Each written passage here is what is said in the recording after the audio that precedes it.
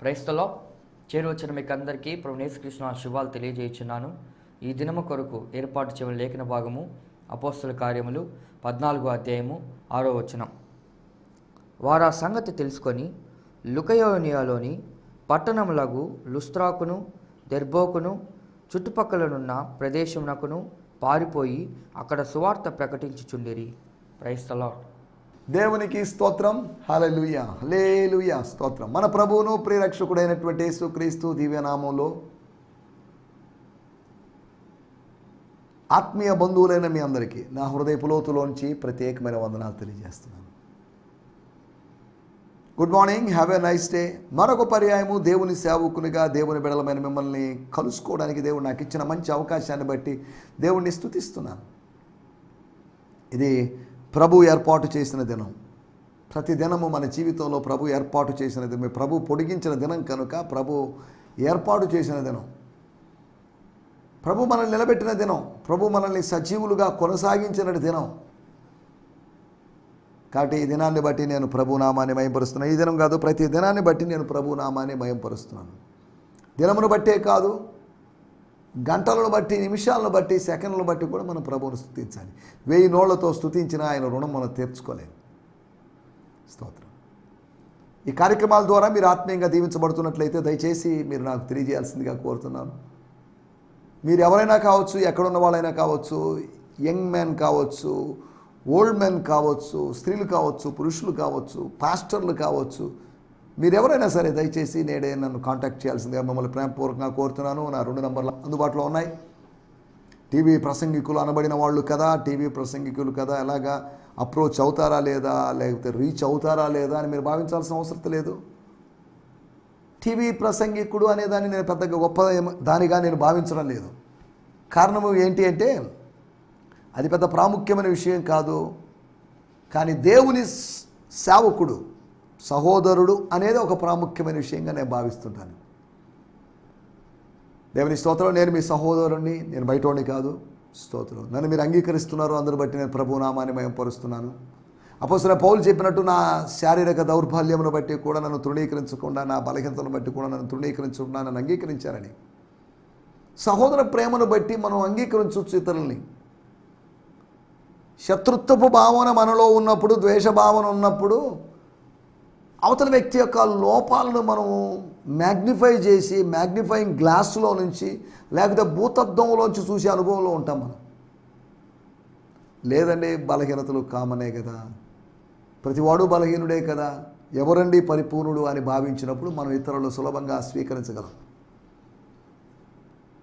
Perfectionist లాగా నువ్వు ఇలా ఉండాలి, నువ్వు ఇలా ఉండాలి, నువ్వు ఇలా ఉండాలని చెప్పడానికి నేనెవరిని, నేను ఇలా ఉండాలి అని చెప్పడానికి మీరెవరు? మీరు నేనందరం ఒకటే అయినప్పుడు నీ మీద నాకు పెత్తనం లేదు, పెత్తనం చేసే అవకాశం లేదు, నా మీద మీరు పెత్తనం చేసే అవకాశం లేదు. మనందరం ప్రభు యొక్క పెత్తనానికి, ప్రభు యొక్క ప్రభుత్వానికి లోబడి ఉండవలసిందే. అంతవరకే కానీ ఇక్కడ డామినేషన్లు లేతే ఆధిపత్యం చెలాయించడం అనేది, సమానత్వ భావన ఉండాలి. సమానత్వ భావన జరుగుతుందా లేదా, నెరవేరుతుందా లేదా అనే విషయాలు పక్కన పెట్టేద్దాం. ఈక్వాలిటీ అనేటువంటి భావన, కార్ల్ మార్క్స్ సమసమాజాన్ని గురించి చెప్పాడు. ఈక్వాలిటీ అనేటువంటి భావన అది అలాగే ఆయన ఆశయంగా మిగిలింది. అందమైన వినడానికి లేదా చదవడానికి, చెప్పుకోవడానికి బాగున్న భావనగా మిగిలినంతవరకే కానీ సమానత్వం ఎక్కడుంది? ఆర్థికపరమైనటువంటి అసమానతలు బోల్డ్ ఉన్నప్పుడు సమానత్వం అని చెప్పుకోవడంలో అర్థమే ఉంది. కార్ల్ మార్క్స్ ఫెయిల్ అయ్యాడా, కమ్యూనిజం ఫెయిల్ అయ్యాడా అనే విషయాల్లో మనం ఇప్పుడు వెళ్ళలేదు. ప్రతి ఇజం ఫెయిల్ అవుతుంది. కారణం ఏంటి అంటే అవి ఒక సర్టైన్ పీరియడ్ వరకు, ఒక నిర్ణీత కాలం వరకు ఆ భావనలు ప్రజలు అంగీకరిస్తారు. అవి బాగున్నట్టు అనిపిస్తే ఒక నెక్స్ట్ జనరేషన్ వచ్చినప్పుడు దాన్ని పెద్ద అంగీకరించవచ్చు, అంగీకరించకపోవచ్చు. ఒక పర్సనల్ ఫిలాసఫీ అనేది, పర్సనల్ థియాలజీ కావచ్చు, పర్సనల్ ఫిలాసఫీ కావచ్చు, అవి కొంతకాలం బాగున్నట్టుగా ఉంటాయి, తర్వాత దాన్ని అపోజ్ చేసేవాళ్ళు ఉంటారు. సరే, మనం ఇక్కడ ఆలోచిస్తున్న విషయాలు లేకపోతే నా మాటల యొక్క ఉద్దేశం ఏంటి అంటే, క్రీస్తులో సమానత్వానికి అవకాశం ఉంది. సహోదర ప్రేమను బట్టి ఒకరికొకడు దాసులై ఉండండి అని రాయబడింది, కానీ సహోదర ప్రేమను బట్టి ఒకరి మీద ఒకరు అధికారులై ఉండండి, పెత్తనం చేయండి, నాయకులై ఉండండి అలా కాదు. కాబట్టి we are brothers, we are sisters in the lord.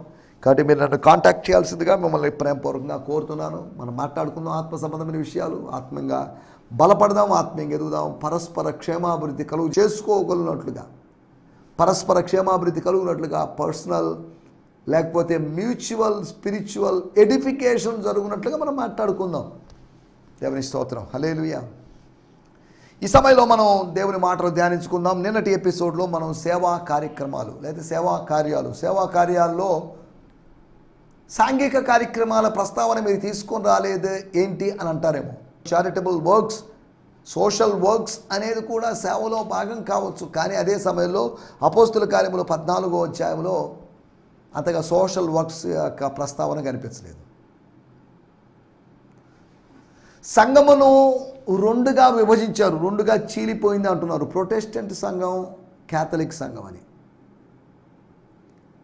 Catholic సంఘము అనబడినటువంటి సంఘము సోషల్ యాక్టివిటీస్కి ఎక్కువ ప్రాధాన్యత ఇచ్చారు. ఇవ్వకూడదని కాదు, ఇచ్చారు, ఓకే. ప్రొటెస్టెంట్ సంఘం స్పిరిచువల్ యాక్టివిటీస్కి ప్రాధాన్యత ఇచ్చారు. అనగా ఈ రెండు కలిస్తేనే సంఘమైంది. క్యాథలిక్ ప్లస్ ప్రొటెస్టెంట్ కలిస్తేనే. అనగా క్యాథలిక్ కరెక్ట్ అనో లేకపోతే ప్రొటెస్టెంటో కరెక్ట్ అని కాదు నా మాటలకు ఉద్దేశం. ఏది కరెక్ట్ అనేది కాదు, ఇవి రెండు కలిసాయి. మరియా మార్తా ఒక ఇంట్లో, బేతనీయలో ఒక ఇంట్లో ఉన్నారు. ఇద్దరు డిఫరెంట్ క్యారెక్టర్స్ కలిగిన వాళ్ళు. ఒకరు సర్వీస్ ఓరియంటెడ్, ఒకరు స్పిరిచువల్ ఓరియంటెడ్. ఒకరు ప్రభువు దగ్గర వింటూ ఉన్నారు, ఒకరేమో తాను చేయాల్సిన జరుగుతున్న పనుల యొక్క సవ్వడిని వింటున్నారు. ఒకరేమో ప్రభు స్వరాన్ని వింటున్నారు. ఈ రెండు మనకు కావాలి. క్యాథలికిజం ప్లస్ ప్రొటెస్టెంటిజం.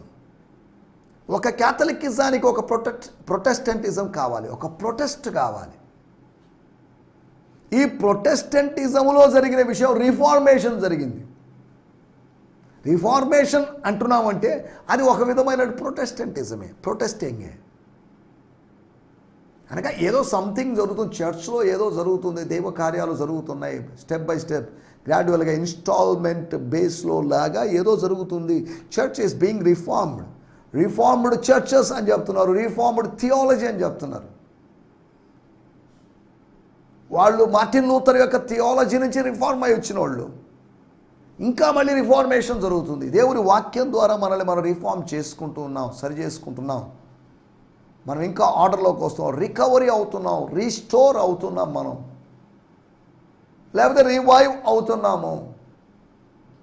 దేవుని స్తోత్రం, హల్లెలూయా. కాబట్టి దేవుని వాక్యాన్ని ఆలోచించడానికి ప్రయత్నం చేద్దాం. పరిశుద్ధాత్మ దేవుడు మనకు సహాయం చేయనుగాక. సేవా కార్యక్రమాలు సాక్ష్యం ఇవ్వడం, ప్రకటించడం, శిష్యులను తయారు చేయడం, హెచ్చరించడం, బోధించడం అనేటువంటి విషయాలు మనం ఆలోచించాం. దయచేసి చిన్న ప్రార్థన చేసుకొని కార్యక్రమం ముందుకు సాగుదాం. ప్రార్థన చేసుకుందాం. దయచేసి ప్రార్థనలో నాతో కలిసి ఏకీభవించాల్సిందిగా కోరుతున్నాం. ఒక ప్రార్థనా సమయంలో ఒకవేళ ఏదైనా మీ ప్రార్థనా విషయాలు ఏదైనా ఉన్నట్లయితే, లేదా ఏదైనా సమస్యలు, అనారోగ్యాలు ఇటు ప్రభు సన్నిధికి తీసుకొద్దాం. ప్రార్థన పని సమయాల కన్నా ప్రత్యేకమైన విధంగా ఉండాలి ప్రార్థనా సమయము. అలా ఉండకూడదు. రెండు ఒకటే. పని సమయంలో కూడా ప్రార్థనా సమయంగా మనం భావించవచ్చు అని బ్రదర్ లారెన్స్ గారు నిన్న చెప్పినట్టుగా దేవుని సన్నిధిని నిరంతరంగా అనుభవించుట ఎట్లు అనేటువంటి పేజీలోని ఆ మాట నేను మరలా చదువుతున్నాను. స్తోత్రం. ప్రార్థనా సమయాలు మిగతా సమయాల కంటే, మిగతా జనరల్ సమయానికే, other times rather than the prayer time, మిగతా సమయాల కంటే ఖచ్చితంగా వేరుగా ఉండాలనే ఆలోచన గొప్ప మోసకరమైంది. It's not good. It's not a good thought that prayer time or sweet hour of prayer అన్నారు should be different than our working time or eating time or drinking time or resting time. ప్రార్థనా సమయాలు మిగతా సమయాల కంటే ఖచ్చితంగా వేరుగా ఉండాలనే ఆలోచన గొప్ప మోసకరమైనది. దీనికి రెఫరెన్స్ చెప్పంటే బ్రదర్ లారెన్స్ గారు చెప్పలేకపోవచ్చు, బ్రదర్ లారెన్స్ గారిని మనం అడగలేము, ఆయన ప్రభువునందు నిద్రించాడు. ఆయన ఒక క్యాథలిక్ బ్యాక్గ్రౌండ్ నుంచి వచ్చిన వ్యక్తి.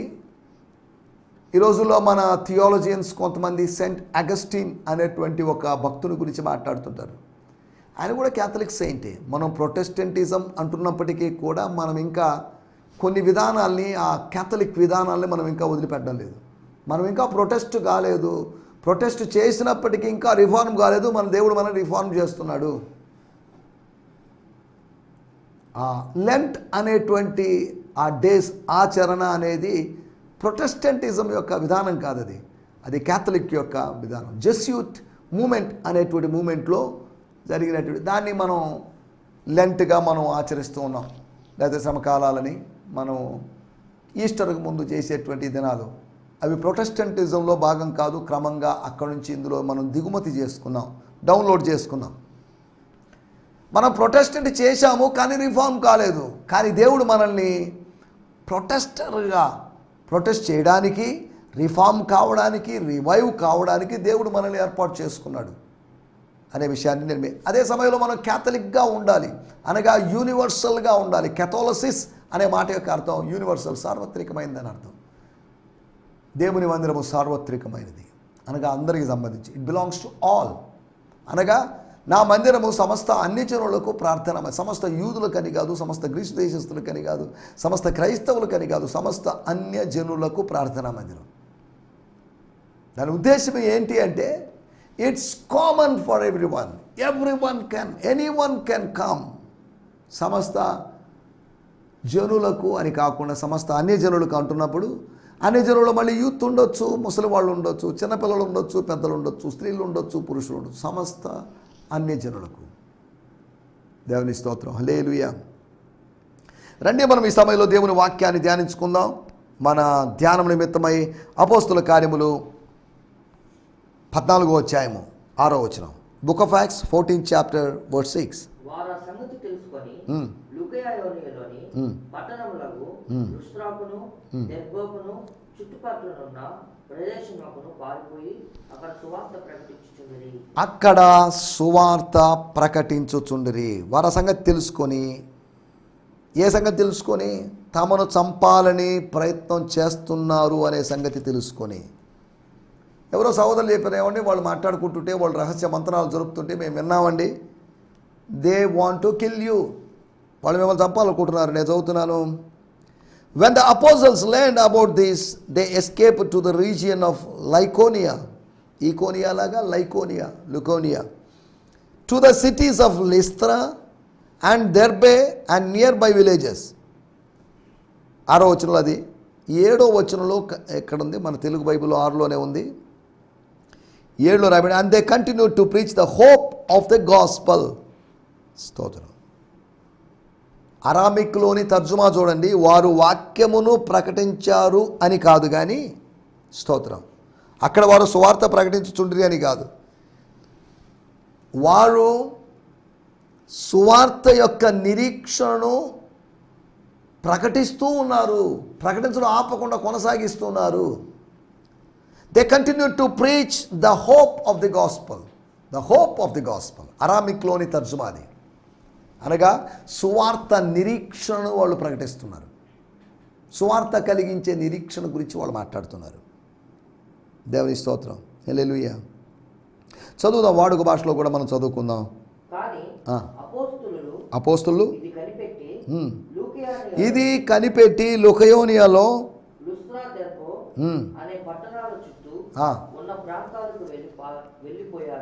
ఇంచుమించు ఒక ఏరియాని వాళ్ళు అడాప్ట్ చేసుకున్నట్లుగా, ఒక ఏరియాని సొంతం చేసుకున్నట్లుగా 14వ అధ్యాయం 6వ వచనాన్ని మనం చదువుకున్నాం.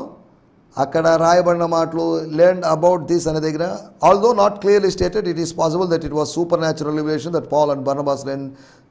బహుశా ఇది ఎలాగా వాళ్ళకి తెలిసిందో తెలియదు, దేవుడు బయలుపరచు ఉండొచ్చు అనేటువంటి వివరణ ఇక్కడ ఇచ్చారు. 14వ అధ్యాయం 6వ వచనం. లుకయోనియా అని ఉంది కదా. లైకోనియా అంటే దాని అర్థం ల్యాండ్ ఆఫ్ ది వోల్ఫ్, అనగా తోడేలు యొక్క రాజ్యము అని అర్థం. తోడేలు యొక్క రాజ్యంలో గొర్రె పిల్ల లాంటి వాళ్ళు, గొర్రెల లాంటి దేవుని సేవకులు లైకోనియాలో ఉన్నారు.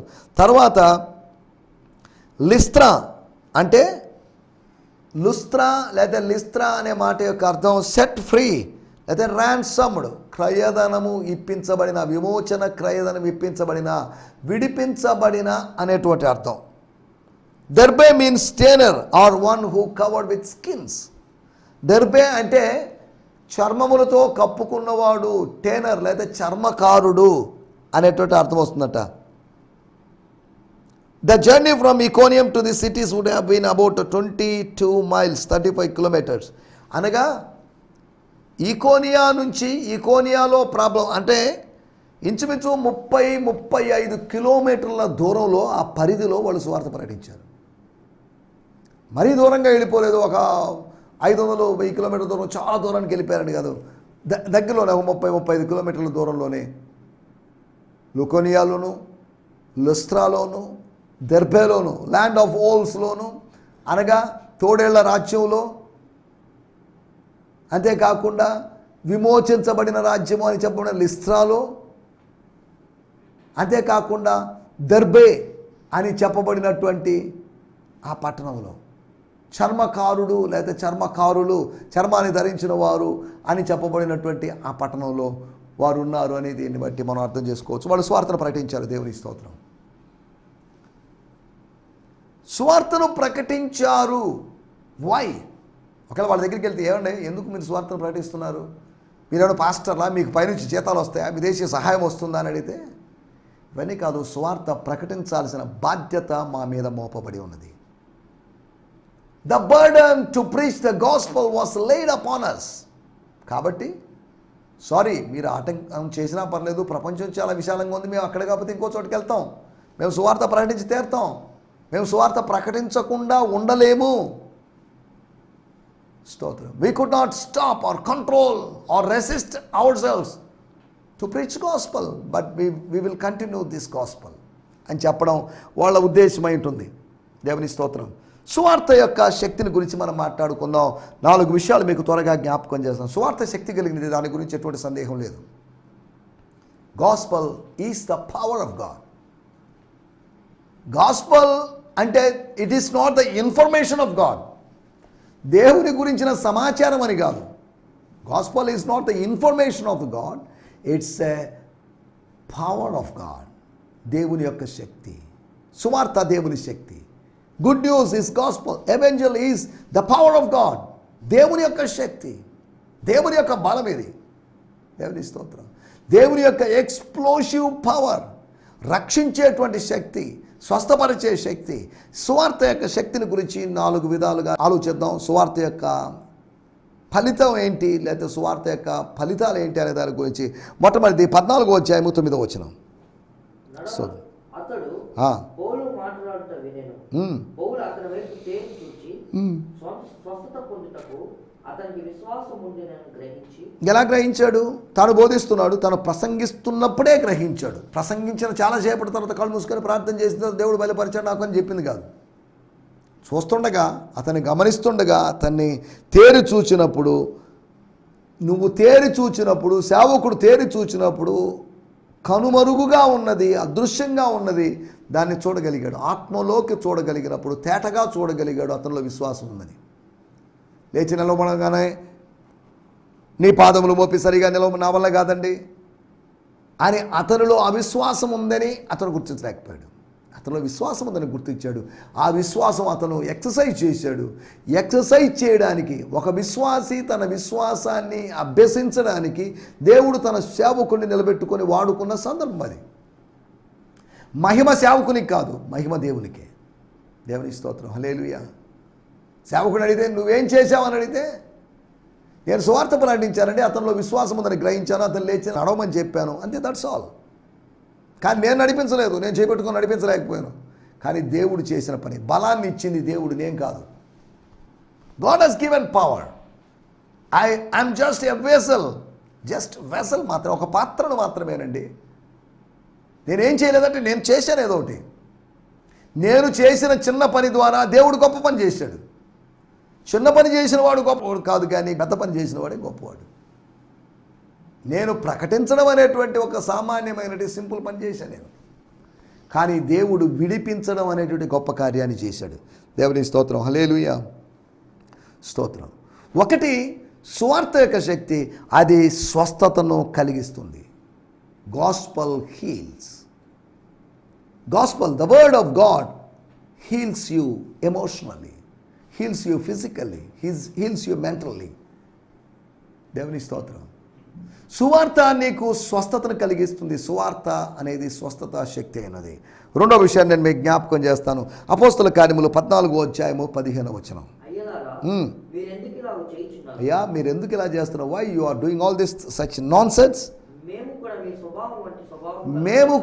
మీ స్వభావం కలిగిన వాళ్ళమే. మీకు ఎటువంటి స్వభావం ఉందో మాకు అటువంటి స్వభావం ఉంది. మీ స్వభావం కన్నా భిన్నమైన స్వభావం ఏం లేదు మాకు.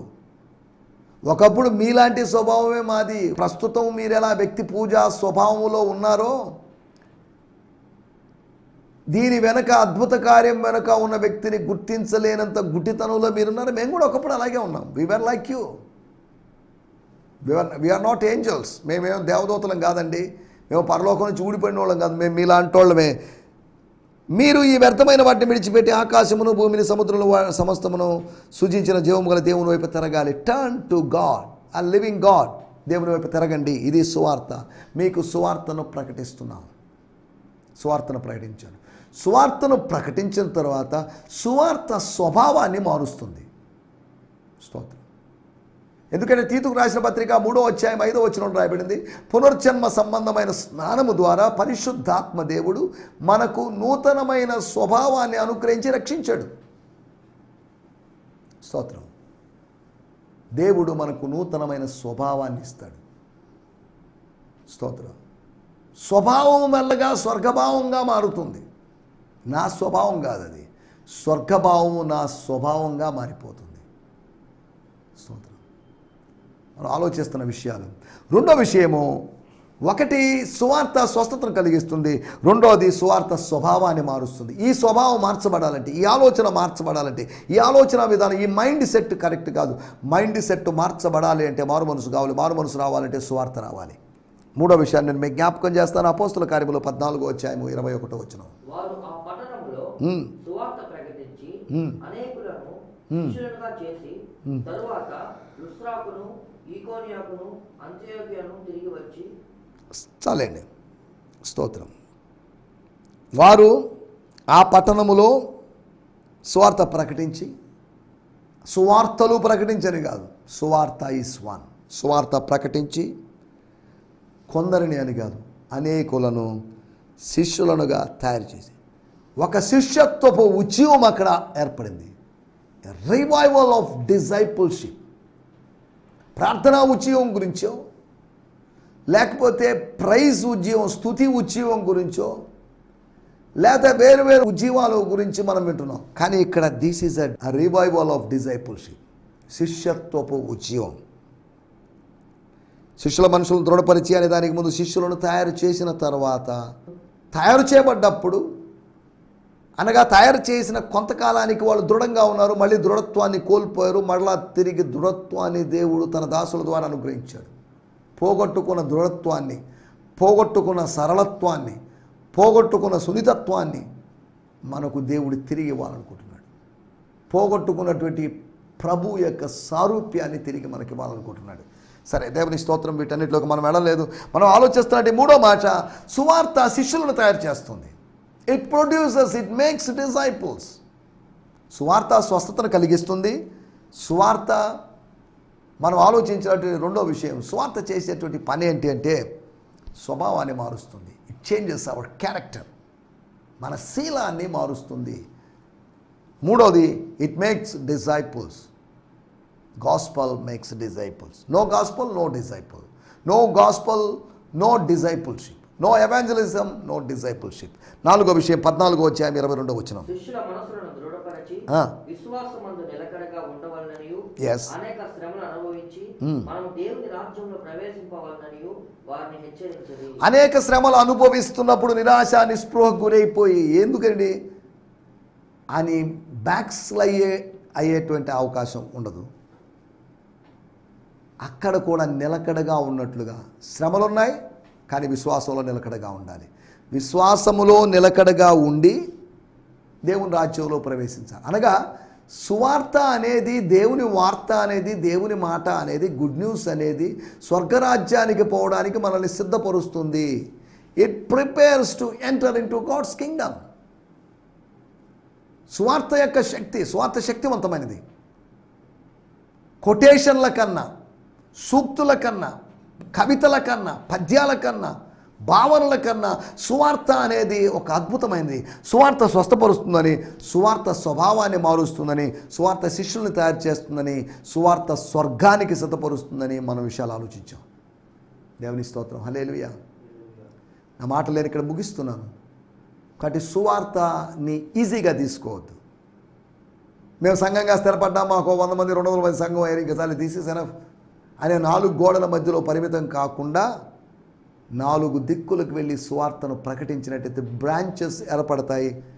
అరటి చెట్టుకి పిలకలు వచ్చినట్టుగా అలా పిలకలు వచ్చేస్తాయి, బ్రాంచెస్ వస్తాయి, మినిస్ట్రీ స్ప్రెడ్ అవుతుంది, సువార్థీకరణ ఇంకా ఎక్కువ జరుగుతుంది, శిష్యత్వపు అనుభవాలు కలుగుతాయి. దేవుని స్తోత్రం, హల్లెలూయా. కాబట్టి సువార్తను ఆషామాషిగా తీసుకోకుండా, చాలామంది సువార్త ప్రకటిస్తున్నారు, వారిని బట్టి నేను దేవుని నామాన్ని మహిమపరుస్తున్నాను. ఒక ప్రొఫెషనల్ ఎవాంజలిస్ట్ కాకపోయినప్పటికీ, ఒక హీలింగ్ ఎవాంజలిస్ట్ కాకపోయినప్పటికీ కూడా సువార్థికుని పని చేయము అని అపోస్తలుడైన పౌలు తిమోతి చెప్పినట్లుగా సువార్థికుని పని చేస్తూ అందరం, సువార్థికులు మాత్రమే కాదు, ప్రతి సభ్యుడు కూడా సువార్థికుడే అనే సంగతి మర్చిపోకూడదు. కాబట్టి మనందరం సువార్థీకరణ చేయడానికి పిలువబడ్డాం. మన జీవితం ద్వారా, మన మాటల ద్వారా మన సువార్త ప్రకటిస్తూ ముందుకు వెళ్ళడానికి ప్రభు మనకు సహాయము చేయునుగాక. హల్లెలూయా, హల్లెలూయా. మీ అందరికీ వందనాలండి. ఈ సందేశము మీకు ఆశీర్వాదకరంగా ఉందని నమ్ముచున్నాము.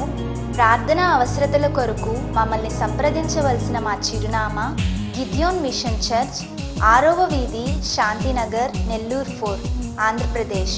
పిన్ 524004. మా ఫోన్ నంబర్లు 7036443613 మరి ఒక నంబర్ 9392293010.